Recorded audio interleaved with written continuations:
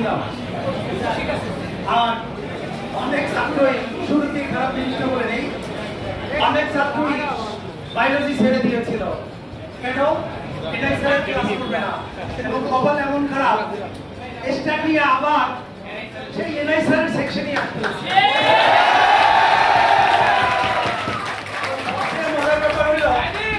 ওই লোকটারই মনে থাকে যে লোকটা খারাপ খারাপ কথা বলে। আমার বাসায় আমার বাবার সাথে ঝগড়া হয়, আমার মায়ের সাথে হয়, আমার বোনের সাথে হয়। কেন হয় জানো? তোমার বাবা মা প্রত্যেকদিন ঝগড়া করে। কেন করে জানো? উত্তরটা খুব সহজ। উত্তর হলে যে তোমার কত কাছের মানুষ সে তত তোমার কাছে বেশি ঝগড়া করে।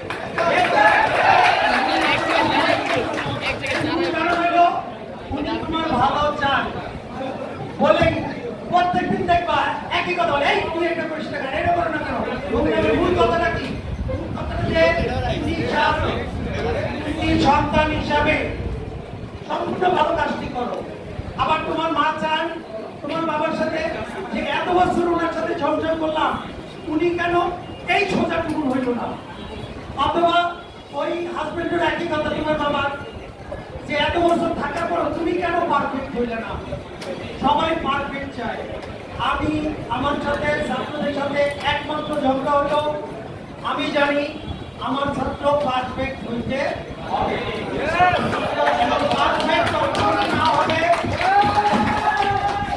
ততক্ষণ আমার সাথে ঝগড়া হইতেই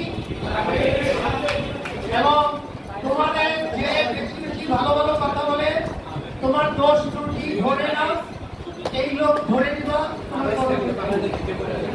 কারণ তোমার সাত থেকে সুবিধা দিচ্ছে তোমার বন্ধু, ভালো বন্ধু।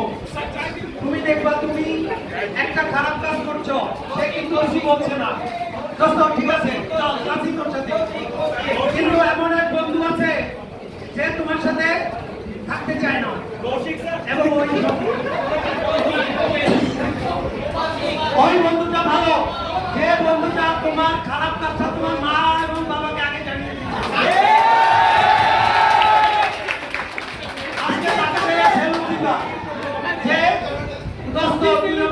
ভালো কাজটি করেছে। সেখানে অনেক ছাত্র আসে,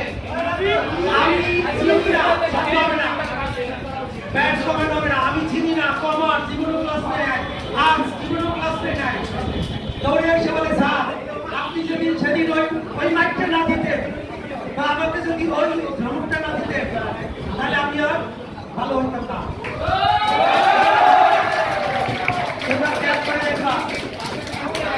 এই প্রাক্তন ছাত্রছাত্রী যত যায়, কোন ছাত্র যদি কখনো আমাকে মনে করে অথবা কোন ধরনের দাওয়াতও দেয়, আমি ব্যক্তিগত যাই, খেয়াল করে দেখবা। আর আর আরেকটা কথা, আমাদের ছাত্ররা আমাকে বেশি পছন্দ করে, এটাও হতে পারে।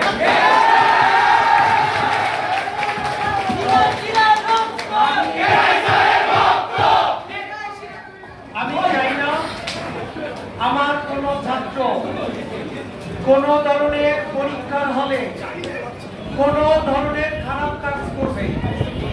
আমি সবসময় বিশ্বাস করি জেনুইন, যে কোথাও ঠেকায় না। কোনো কারণে আমি ভাগ পেলাম না, বললেন পেলাম না, দরকার নাই। আমি আমার মতো ভালো পরীক্ষা দিচ্ছি, আমি পড়াশোনা করে হলে গেছি, পরীক্ষায় কি আসলে এটা বড় কথা না।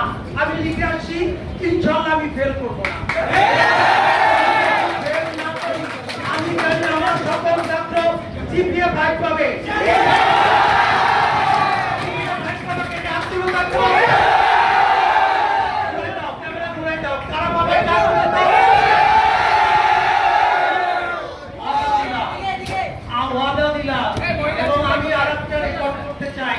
আমার 132 জন স্টুডেন্ট, রেকর্ড পরিমাণ স্টুডেন্ট, অন্য কোন সেক্টরে 132 স্টুডেন্ট নাই। আমার 132 জনই এ প্লাস পাবে, সাথে অনেকে গোল্ডেন পাবে। এর জন্য তোমাকে যা করতে হবে শুধুমাত্র তোমার এই কদিন পড়তে হবে। ওইখানে মেয়েরা পুরস্কার দিচ্ছে, দেখছো তো? ওই মেয়েরা পুরস্কার দিচ্ছে, দেখছো? এখন খেয়াল করে দেখো, যে মেয়েটা সব জায়গায় ফার্স্ট হয়েছে ওই